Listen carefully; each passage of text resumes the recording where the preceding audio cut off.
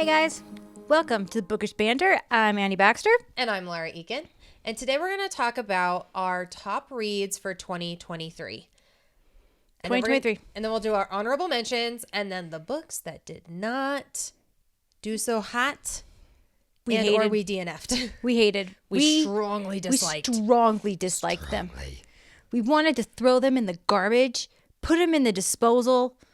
There were a couple that I was like legit prepared to do that. Kick them. So, and I don't kick books. I don't either. But there were a couple. I know. But we'll go over those. So, to start off, this is the book that I messaged you about that we needed to get on. Like, I needed you to read with me. And it is The Serpent and the Wings of Night. Yep. I remember calling you and being like, Annie, I am reading this on KU. You need to get on this and you need to get on it like right now. Yeah, it was right at the beginning where I started really, really deep diving into books. And I was so glad that this was kind of like where I started. Yep. Just because the main female character was like right up my genre. Strong, awesome female character. Freaking loved her. And it was put into a world that was... one that we liked. Yeah, like, and it was built really, really well. We've read multiple times. Dude, I freaking love the whole vampire trope. I loved the trials in this. I loved where this went as a whole. Mm-hmm. And the smut, it's like this much. And it's all at the very end. But it didn't need it. The story didn't need it. It was just so good. The story did not need it. That's when you know a book is good when the story can carry itself. Yep. And then the spice just kind of adds to the story. To it. And the banter. Yeah. The banter. I loved it. And honestly, this will be a reread for me. For sure. Probably. For sure. I mean, probably not in 2024, but I guarantee in a couple of years I'm going to be like, I want to read that again. I really want to read that again. Yep. And we know that she's coming out with like more in this world. And so sometimes you go, oh, I want to go read that again before I go back into that. And so it will be a reread for sure. And we love men with big wings. Always. And that's why we also gave book 2 5 stars. Yeah. The whole the duology was beautifully done. It was beautifully done. It tied everything together in the end. And the reason I gave this 5 stars is I was not left asking questions. Not at the end. After book 1, I was. Yeah. But after book 1, I was like, what the heck just happened? And I thought, okay, like book 2 is going to be awesome. And it wrapped it up. Like obviously you expect a cliffhanger from book 1. But like in book 2, I was like, where is this going to go? Well, like I can loved appreciate the cliffhanger that book 2 was already out. I think maybe before. Yes. I can appreciate that. That was kind of nice to be able to jump right back in. That was wonderful. Yeah. So, The Serpent and the Wings of Night, The Ashes and the Star-Cursed King, the Crowns of Nyaxia series, hands down. There are things from these books that will live rent-free in my head. Absolutely. We also love the covers to these. Yes. These ones are beautiful. They're beautiful. I am not 100% thrilled with the new publisher. I went to buy the hardback a couple days ago at Barnes & Noble. And they're smaller. And honestly, I like the black snake, and they changed it to be green. No, on the new ones. I don't know if I'm. It's just not. It's not going to fit in the right size with all the rest of my hardbacks, and I have a problem with that. So, publishers. Yeah, I'm not sure what to do about that because I don't actually own a hard physical copy of that, and I would really, really like to. Yep. So, snooze you lose, because I love mine. I know. It's okay. Loved those. And I don't know if they have book 2 out yet. With no, not from the new publisher yet. Yeah. They only have book 1. I think you can pre-order it though. Maybe. I'm not positive. Maybe. This is another book that we absolutely loved. And I was way behind you on finishing this, but The Assistant to the Villain. That's because you want to read this book. You want to read every word. You want to because you feel like you're going to miss something. Yeah, you want to. And it's that good that you want to read every line. There's no speed reading involved. You want to be like fully immersed in this one. And the brightness and the lightness of this book, the fantasy mixed with like fairy tale. Yes. Was awesome how they created this lightness to, decapitation. Yeah. And the thing is that it was light in the dark. You know what I mean? Because you're with the villain. Like you're expecting this to be darker, but there's just something about the FMC in this that is just bright and bubbly in a clinical way. She just feels like clinical and like how she does things. Yeah. And so it's bright and bubbly in a clinical way, but it also is fun because she delivers like the most beautiful quippy banter. Oh, and nobody at first knows how to handle her. It was amazing. Oh, so good. I love the frog. I know. Hope. But that also adds to it. Like, yes, you have a little frog character, but that's like just a piece of it. There's all these tiny little like Easter eggs that are like planted within the book. Yes. That just make you love it even more. And they just add to the world. Yep. And I thought this one was so cute. Can't wait for the next one. It's supposed to come out next year, next August. Can it come any sooner? Yeah, we're waiting. Please. Wait. Please. Also, this has been accepted into a TV adaptation, so I'm really excited to see how they play with it, who they cast, and how it all comes together. Casting. So, that can be everything, man. It can be everything. It can be. Y'all knew it was coming. Yeah, everyone knows. Everybody knows. How does it not come? How does it not? Because not only is Fourth Wing there, but also Iron Flame. So we both gave Fourth Wing 5 stars. You gave Iron Flame 5 stars, and I gave it 4. So this is an honorable mention for me, but we both loved Fourth Wing. And why do you want to combine them both together, or do you want to Let's go Fourth Wing first, because I loved Fourth Wing in the facet that it like you're just sucked in, and it was so good. I was sucked in. I loved it. I loved everything about it, and I understood why everyone else was getting sucked into it. Yes, and you were going, why is everyone all into this book? Right. And then I didn't believe people at first. I didn't either. And then you'd read it, and then you're like, I get it. You're like, this makes sense. I get it. All right, this tracks. I'm all in. Yep. Now, I did not. A narrator can make or break your book. The narrator almost broke this book for me. Yeah. We were inches away. Inches. Because I think she was sick for the first 10 chapters. And she sounds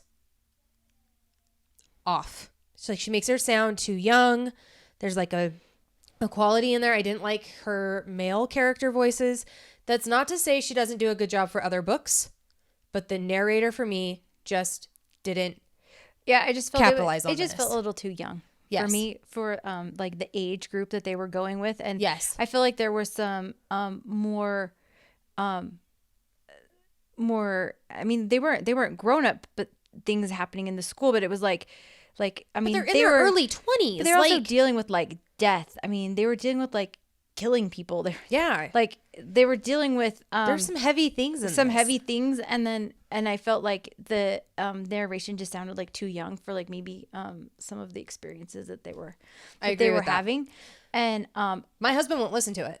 He refuses. My husband really struggled, but he loved the story. Yeah. So, but he did not care for the narration. My husband's waiting for the dramatized, which is going to be so much fun. Super stoked for. So much fun. Yeah. I'm really excited for that. And I've seen all the people that they've picked for that narration, and it looks way fun. It does. And that was part of the reason that I struggled with Iron Flame though too, was because 100%. It was the same narrator, but I struggled with Violet because she was a whiny pants, and I just wanted her to kind of like pull herself together just a little bit more of like a pull together. Yeah. Like having your pity party and then pull yourself together and then move on. That's what I wanted from this, and I wasn't getting it. We're hoping for book 3 that Violet grows up just a little bit. Just a smidge. We need her to just grow up work on the fan art just a smidge too, because there's a couple people who do really good, but a lot of them are putting them looking so young or making them look so old. Like I don't feel like people are hitting the mark of them being in their early to mid 20s. And it's like, I'm sorry, the picture you have for Xaden makes him look like he's in his 40s. I would love to see who Rebecca Yarros kind of like envisioned in her I would love to see that. I would love to have her what post she that actually or share thought. it. I think that would be really helpful. Yeah. I'm excited. She just started working on book 3. Finally. So excited. Finally. I wonder when we'll get it. Like, do you think that it'll be in 2024? I don't know. Iron Flame ended with such a cliffhanger, but also, like I read it and I thought my heart died, and I thought, no.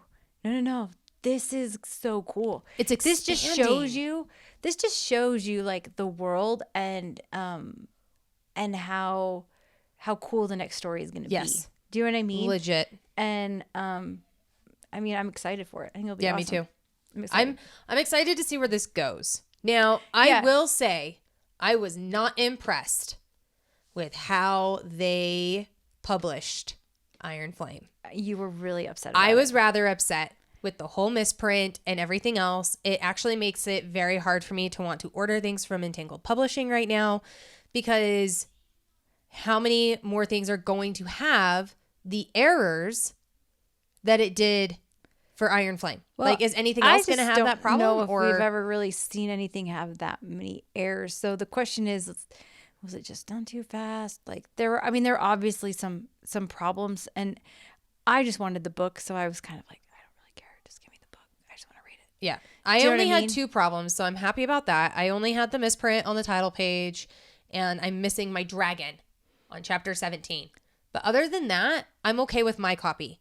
I mean, I had some bent pages, but I just wish that there was a little bit more care and tact in their response, instead of going straight to vanity and releasing a statement. Yeah. That it was just felt such a big deal. And I think they knew. This is okay. Here you go. Here's my tangent. I think that Entangled Publishing knew that there were problems, and they said, push it out anyway. Yeah, but at the same point, like, what are you going to do? You've got all these crazy ladies who want their book. Are you going to tell them they're not going to get their book? I don't know what the solution is here. I know. That's what I'm honestly saying, though. was like, I think they knew. Say, like, you're not going to get your book. So, right. I think that they knew, though. Yeah, I don't let him think out. that you let can't him go. not know. The fact that some of them are printed saying 4th wing on the spine, how did that get missed in quality control? I missed that. Or like sideways printed instead of it being directly on the spine. Yeah. Or like whole book sections that are flipped upside down and backwards. Yeah. Like, you can't, and there's so many. Maybe I just count myself lucky because I got one of the good ones. You did get a really good one. Regardless, 5 stars. 5 stars. 4 and a 5-star. Still good options. Maybe later in life she'll give it a 5-star and realize her mistakes. Then be fighting words. Okay, love you. Bye. Okay. Bye. Love you. The joys of being a mom. And having your sister whisper sweet nothings in I your ear. I don't even know where we left off. We left off. Okay, let's start from this. So the series that we don't actually have a copy of was the Kingdom of Crow series. Right. And I loved book 1. I gave book 1 5 stars. And book 2 and 3 I gave 4 as like honorable mention kind of a thing. Now is like there were things that I struggled with, but it was beautiful. I love the story. I love the originality of it.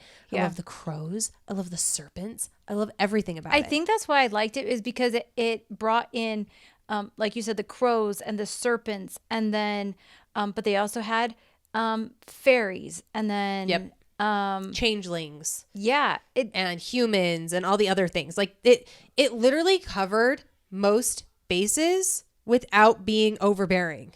Yeah. Which I really appreciated. Yeah.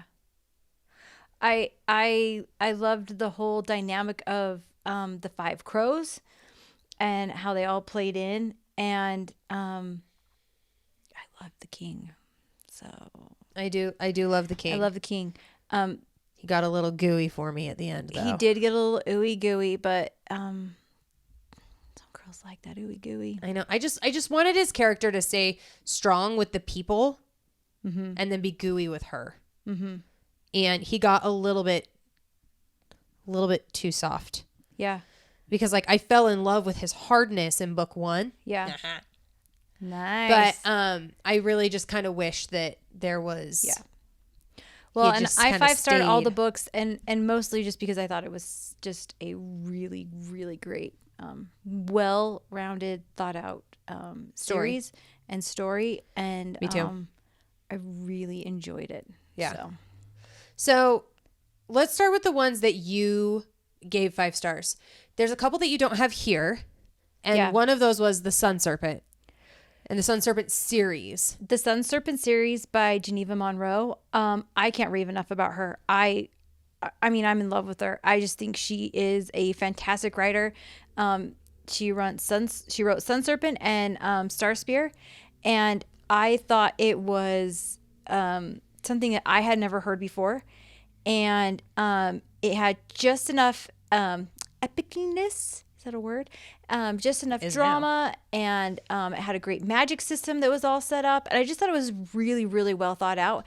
And I thought it was beautiful. Yeah. So, and book 1 is kind of like a slow burn. Mm-hmm.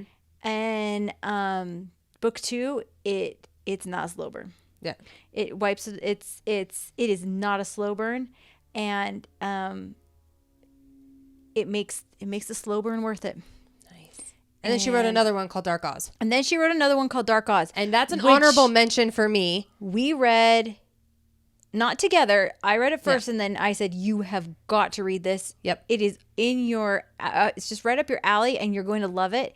And I have scenes from that book that will live rent-free in my head forever. And I thought the smut to story ratio was fantastic. And this is one that I would say is a smutty novel.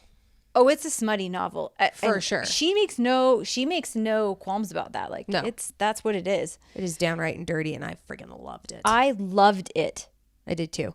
But the only reason why I didn't get 5 stars with me is because she kept saying "for the love of Oz," for the love of Ozmania or Osmandara or whatever. Yeah, that was just to wrap it back in and just remind you. But it was hard for me that it's a basic retelling. Yeah. But I mean, it's a basic retelling. Yeah, it is. It's literally just pulling the minor keys of, Oz. And I love the cover of it. It's so beautiful. Me too. I got all 3 of those books signed copies for Christmas from my husband. And they're beautiful. And they have no dust jackets. They're beautiful. I don't think I own any books as beautiful as those ones. So nice. I'm actually kind of bummed that I don't have them to show you, just because honestly, I don't even really want to take them out of my house. Like, I kind of want to leave them, like, maybe in a glass case or something. Like, that's just how pretty they are. Nice. I really, really love them. And The Witch is Dead, and that's coming out this next year, 2024.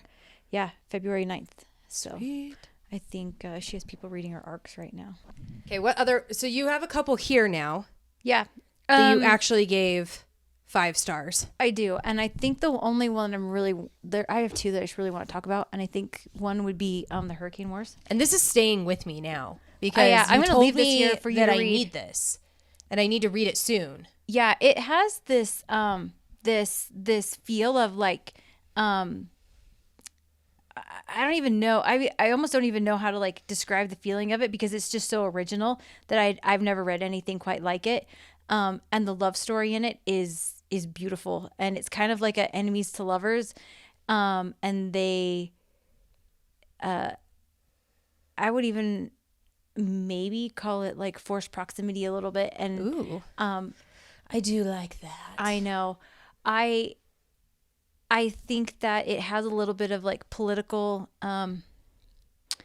it has some politics in it, but they don't overpower the story. Oh, that's nice. They're just undertones that just help create the story along. And I can't say enough about it. I actually thought it was a beautiful book. So I'm just gonna stick this over here. Yeah, you take that one. You take that one. And then this one is like kind of on a whole nother note. I mean, this is like rom-commy. Lana Ferguson is amazing.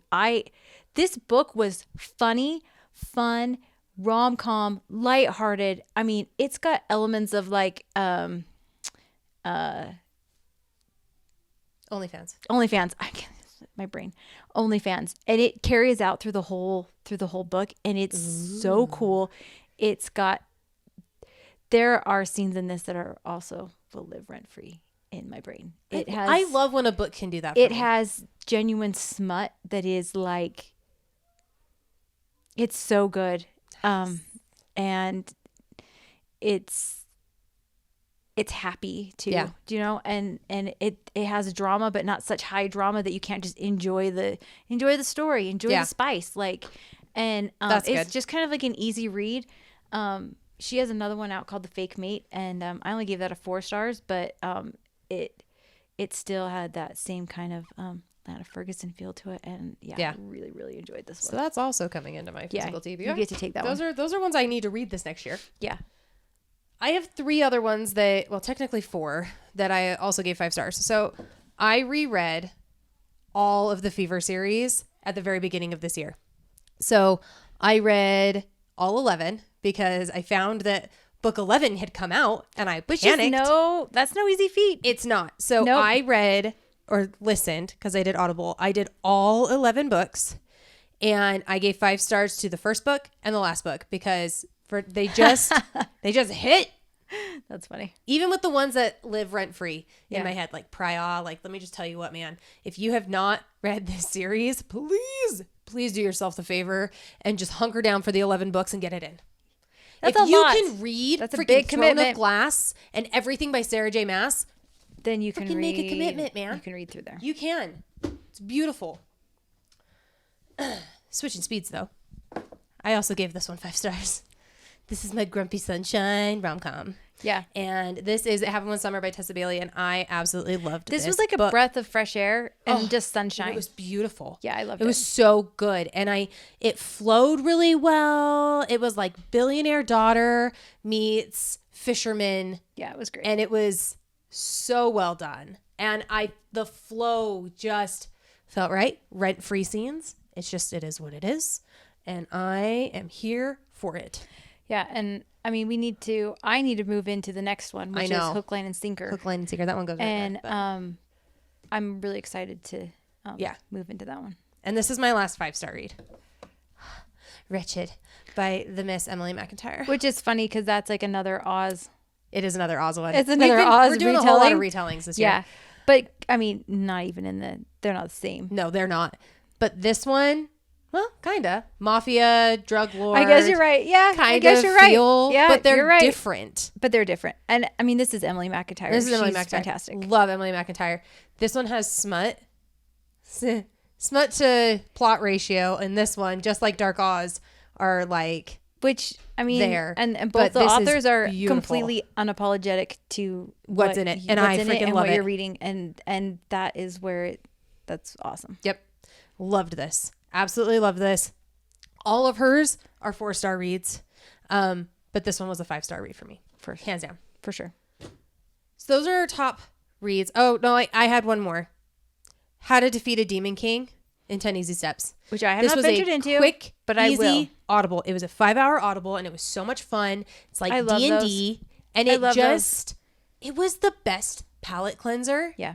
From going from like really deep, in-depth books to needing something fresh and light. And it was perfect for that. So if you like D&D, you like a little bit of magic. Yeah. You like the thought process of it. That's the book for you. Cool. Hands down. Our first round of honorable mentions. Honorable mentions. Because we are now Rebecca Rennickos. We are If Gummy she Bear writes Orgy it, fans. I want it. We've joined on the crew. Wow. This was just so much fun. How fun. I mean, literally fun. Yes. If you're not having fun while reading a smut book, then yeah, I mean, and the thing is when like you put smut, it down it and you're has still plot. smiling and you're just like, that was great, you know?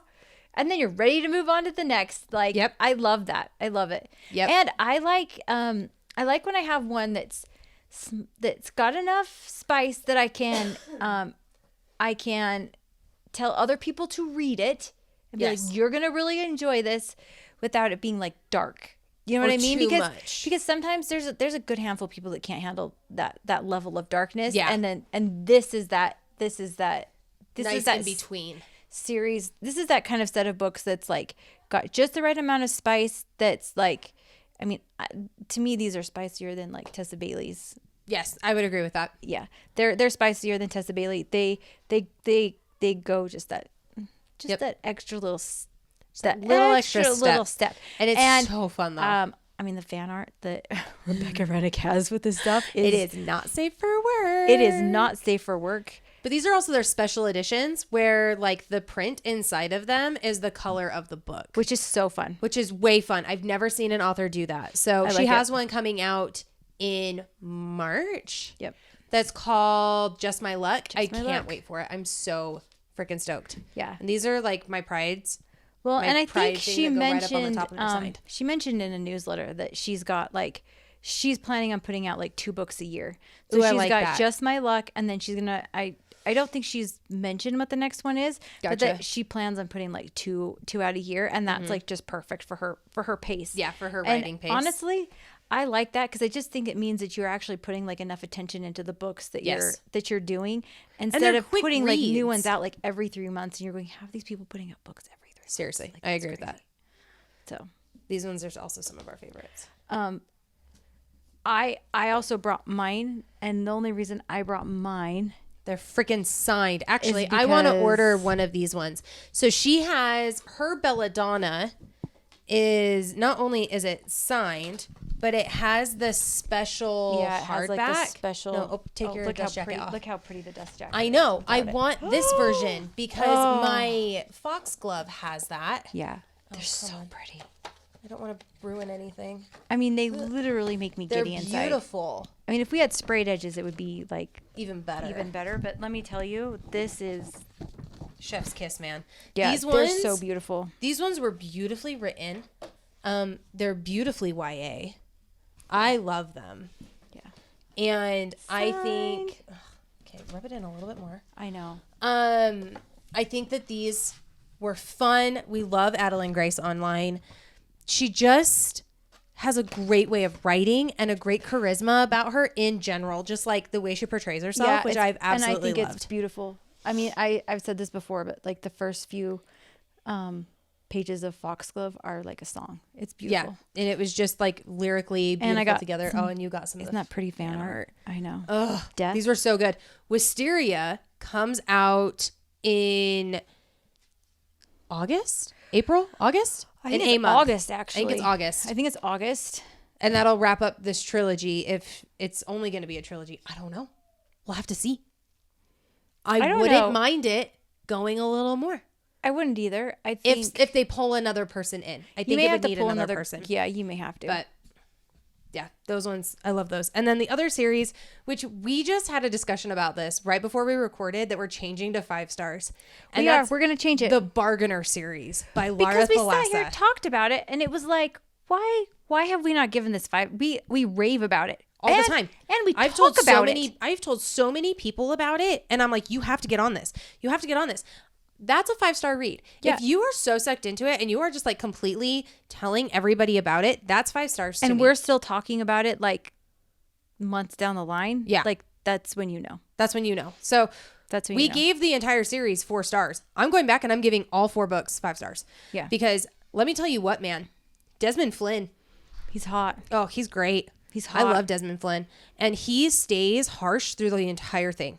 Like he is just like hard from the moment you meet him. Yeah. And he doesn't get like the ooey gooey gummy bear style of things. Like he like he gets gooey for her. Well, he's possessive, but oh, so possessive. He's so possessive. Not past that. You know what I mean? Like he is true to who he is and why he is where he is. Yeah, but the story's like it's got like some depth to it.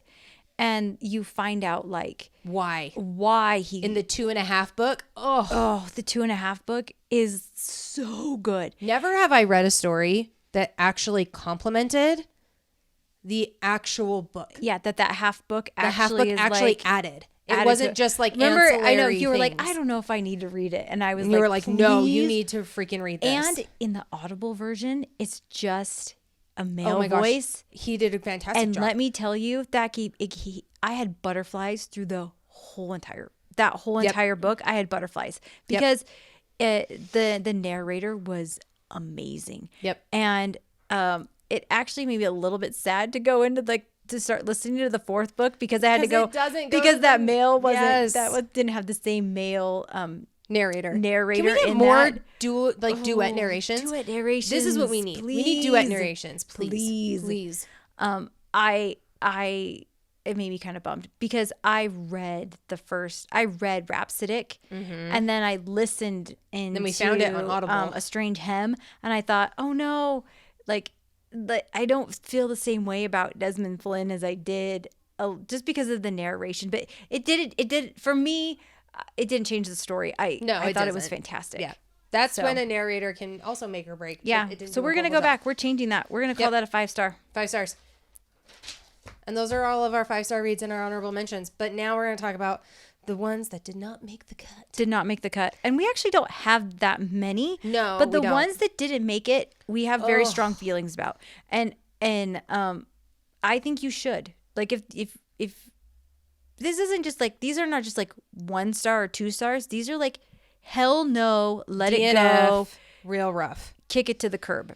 And I wish so badly that I would have just DNF'd Legend of the Huntress. There were so many plot holes in this. Yeah. And I couldn't stand the way the main male character was.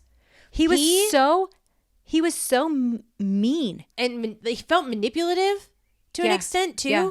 But it was like where was the love? Yeah.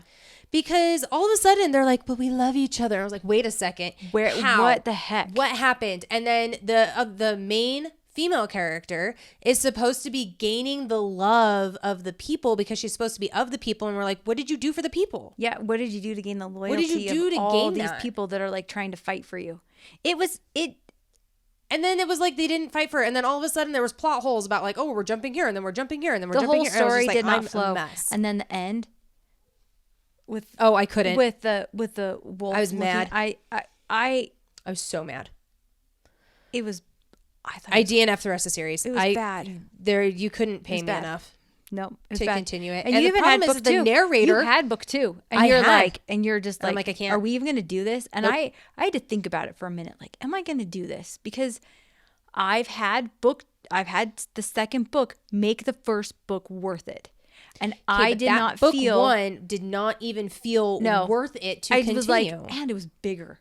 Yeah, it was much bigger, and I was like, I don't know if I can do this. Yeah, I wanted to love this book. Yeah, because I wanted to love it. The idea so of the story was there. The idea is beautiful. It could have been so much better than it was. Yeah.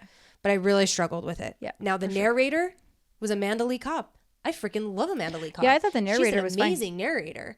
But the holes that I found in this story, and maybe this is just me, obviously these are our own opinions, but maybe I was going through with too much of a clinical eye because I was like, for the love, what is happening? And if you want to see our reviews, go over to the Fable app because on the past book club, you can see all of our notes per chapter. I think that if you want a story though, where the main female character is not necessarily going to end up with what you would call the main male character, then this is the book for you.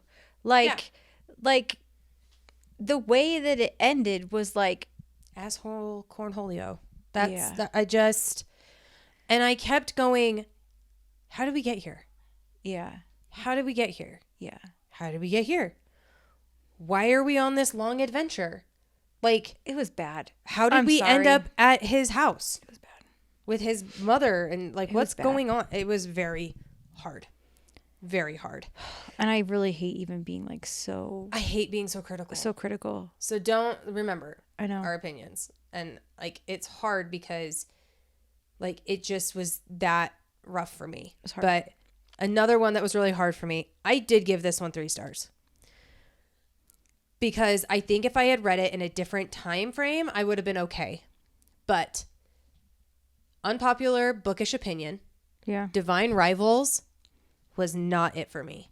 And it was so hard for me because everybody's like, after Fourth Wing, this will cure your Fourth Wing. Yeah, but what did you not like about it though? Like, so I didn't read this book. So tell me, like, did you not like the plot, or did you not like the characters, or did you not like it moved too slow? It was super slow. You got magical typewriters and they're sending love stories back and forth. Right. And then he realizes what's going on. Was it too mushy gushy? Like, did it not have like any like? Because we like we like a little edge to our books. I do like edge, but it was like I would consider it YA with fade to black. So nothing on page, which is fine, but it felt like I was misled. But it was more from the masses, not necessarily from the author. Is there some like longing? Yeah, there is. But I think, if I had read it, like what's somebody hooking, didn't give it to me what's as being hooking like people? The love story, most likely, because it's a good, soft love story. We were just talking about Dark Oz and Wretched. Like this was not there. A bit harder. But even if it was like softer, so like but I'm down some with of these Hallmark stories. It's a Hallmark story. Yeah, it could happen when summer was like not dark at all. No, Pinky it literally Promise, was not dark at all. No, I honestly would say that this is a Hallmarky fantasy that I was misled. Am I that gonna would let help like me a 13-year-old read this book? Yes, absolutely. Okay. Absolutely. Am I letting a 12-year-old read this? Yes. Okay. Are we going lower? I wouldn't necessarily go lower than that because they need to have the 5th grade discussion. Okay. Well, like the maturation program. Just enough to know that there's things that are going on behind a closed door or something like that. And I have kids in 5th grade that would read it. It's coming out. The second one just came out. The question is, are you jumping into that or are you like not being yet. Like, no, I don't want to. Okay. Nope. I need to be in a very clear, good space and have 2 weeks after to listening read it. to what you've taught, like what you've said, like I'm just going to call it like we're not moving into that. We'll just move on. Yeah. You can decide on your own. I will probably read it at some point in time, but we'll move on to something else. It's not worth my time right now. Yeah. So, but I did DNF a couple. Tell me what you DNF'd. I DNF'd book 6 in the Bonds That Tie series, the last book. How far did you get into this one? I didn't even start you told me that you okay. Not even. I ended the 5th. I think there's 6. So I ended the 5th book and was like, holy whiny pants college girl. Got it. What the heck is happening? Got it. Why are you acting like this? And I was super frustrated by the end. And I was like, none of this makes sense to me anymore. There's so many plot holes that I was done. There's people who love this series. So good for you, Boo Boo. And good for you. I'm so glad that you love it. But I struggled. I struggled with book 1, but I stuck with it. And I read book 2. I liked book 2. I liked book 3. Book 4, I was like, okay. Book 5, I was like, woof. Really? What did I just read? And decided that I wasn't continuing on. Well, so. Okay. Yeah. Done. I couldn't do it. And then the other one was The Happy Place by Emily Henry. And I wanted to like it. I made it 70 pages in. And then I was like, I can't finish this. The back and forth was too much. And again, it felt kind of whiny. Mm-hmm. I don't like whiny girls. I mean, that's because, in my opinion, like I read to escape that type of mentality, that way of being, and so and all and that. I know that there's people who actually read that don't mind reading that, and I'm okay with that. But my escape is and that's also why I like fantasy. That's why you like fantasy is because we're going to disassociate from real life. Yeah. And we're going to move into this other which I can do a rom-com. That's fine. Yeah. I can do that. I can do some of these ones that are simple and easy, but you just kind of get to a point where you're like, I'm done. I'm tapped. I know. I'm tapped. And I thought this was going to be rom-com-y, and it's a second chance romance, and I couldn't get there. I couldn't. But you had a DNF this year. I had one that I read the first couple chapters and I thought, is this going to get better? And you just have that feeling like this is not going to get better. Like, absolutely not. And I thought it's going to be worth it. I went to the last 2 chapters, read it and said, holy hell. I am so glad I didn't finish this because it was just so low. I just don't need to relive. I don't need to relive a trauma, and that's pretty much what it is. And this book was, if he had been with me. Yeah. And it was just sad tragedy. Then that would be hard. was just hard. I didn't need to read it, and I thought it was just sad. It was one to just kind of move it's along just from. Sad, you know. Yeah. And I think that I don't like stories that make me sad. Some people like that, like. I mean, you practically know the ending at the beginning of the book, right? So the question is what happens like in between, and you want to know that. And and so I get that might be what some people want. My thing is that like in my stories, I don't want to cry. Yeah, I just can't have anything quite that sad. Yeah. And I think that's my trigger. That's the only trigger I truly have. You can give me a trigger warning list. I need my HEA at the end. I do like my happy ever afters, but at the same time, like, I don't want to cry. I don't want a sad story. I don't want to deal with that. I'm disassociating for a reason. I know. I'm the same way. It's not worth it. But same way. So with this though, because these are our top reads, how many books did you read this year then? So I mean, these are my top reads, and I read 91 books this year. That's amazing. And I started reading in September. So you were getting through like 20 books a month. Yeah, I was topping out about like 18 books a month. God. So there's part of me that wishes I could do that, 18. and at the same time, I'm like, that is so much. How do you remember things? Like, you got to take notes. You're like, your whole thing is full of them. I know. So for me, I started in January, and my goal was 50, and I'm going to finish at 82 this year. Yeah. So I'm pretty happy with that. I think that's fantastic. Yeah. I'm pretty stoked about it. Well, and you hit it pretty hard later on in the year. I did. Too. And I started getting to about anywhere from between 8 and 10 books a month. Yeah. So I think my goal next year is just going to be 100 books. And that's if I don't make it to 10 books every month, I'll still hit it if I do 8 every month. I think the funniest thing for me, and I don't know if you've noticed this in like your list too, like I'll be going down and like this month I've read I went in and read like The Ritual, right? Which is like it's part of the Lord's series, and it's pretty dark, and then all of a sudden I was like, I need something light, and then I would read like that what is it called? There's Something About Mary, and it's like this like Hallmark, it's like this like little Hallmark, and then I'm like, okay, now I'm gonna read King of Bone and Flesh, which is like oh my gosh, which is like death. I thought I was gonna want that one, and then you told me what it was about. Spice, and I was like, I'm good. I mean, I gave that like 4 peppers. Like, I loved it. And then I guess I do have another trigger. And I moved don't right like into zombies. the Queen of Rot and Ruin, and I mean, they're like 4 peppers. Like, I've never given anything 4 peppers before. Like, it was fantastic. Well, no. You did one other one. What did I give? The Vampire Court. Oh, the whatever that one is by Katie Roberts. Queen of the Vampire Court. Yeah. Yeah, I did. And you said that thing was 90% smut. It was fantastic. I did. You're right. I did. That was the only other one that you gave. But what is more funny is that I literally was like, I need something like so different. I literally read The Selection.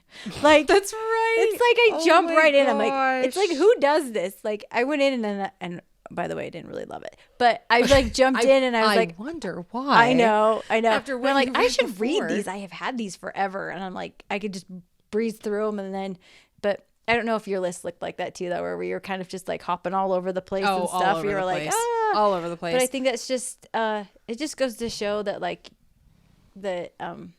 your tastes change throughout the year too. Well, like where I started at the you're beginning a mood of the year reader versus right? now. I didn't know I was a mood reader. Yeah. I didn't even know this was a thing. Yeah, you just mood read. I do now. Yeah. It's great. It's a good time. Because I literally will go, well, that was heavy. I need something light. Yeah, you just got to jump to something else. And I would jump ship. Yeah. To something different. Or if I was when I listen and when I read and like physical and then my Kindle, they can't all be the same. So they can't all be high fantasy. Yeah, you gotta be. So different. I have to have like a rom-com, a high fantasy, and then something else. Yeah, because if I'm doing all three. If you're not listening to one and have one on your Kindle and have a physical copy, like what are you doing? I don't know. Because right now I'm finishing up my physical copy today, which is There's Something About Mary, which is a fun Hallmarky rom-com. Cute.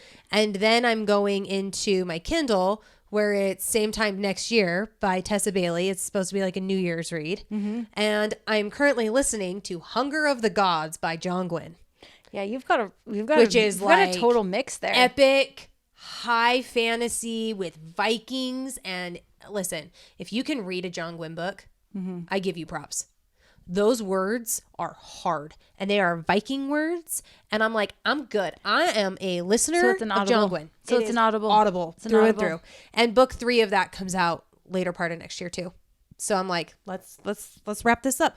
And the best part about this John Gwynne book, because I took 4 months off in between because it's just such a heavy book, The Shadow of the Gods, which is book 1. It's so heavy that book 2 literally just gave like a full-blown synopsis of each of the characters that you follow at the very beginning of Hunger of the Gods. And I was like, this is beautiful. That's cool. This was amazing. All that stuff. I know Dustin's like, I know he did book 1, 2. There's only the 2 right now. Oh, well, I think he did those. Yeah. They're good. He liked them. I believe the narrator of that one is the same one who narrates all Brandon Sanderson's books. I don't think it is. I think it's somebody different. Really? I'll look it up just to verify. Okay. But I think it's different. Maybe it is. Because this guy's got like an accent to him. And I don't think the Brandon Sanderson guy has an accent. Okay. Maybe not. I'm going to look it up just to make sure. I could be wrong. It could be different. I could be wrong. I don't know. I'm excited to see what 2024 brings. Yeah, I am too. I mean, my TBR is full. And legit. And I'm doing lots of rereads and trying to get myself ready to jump into Crescent City. Yep. So I can be prepared for book 3 here. Let's do this. So, 2024. Let's go. Woo! Make sure to tune back in. Our next video is going to be our most anticipated reads for 2024, which we are super excited about. So make sure to subscribe so that you don't miss out.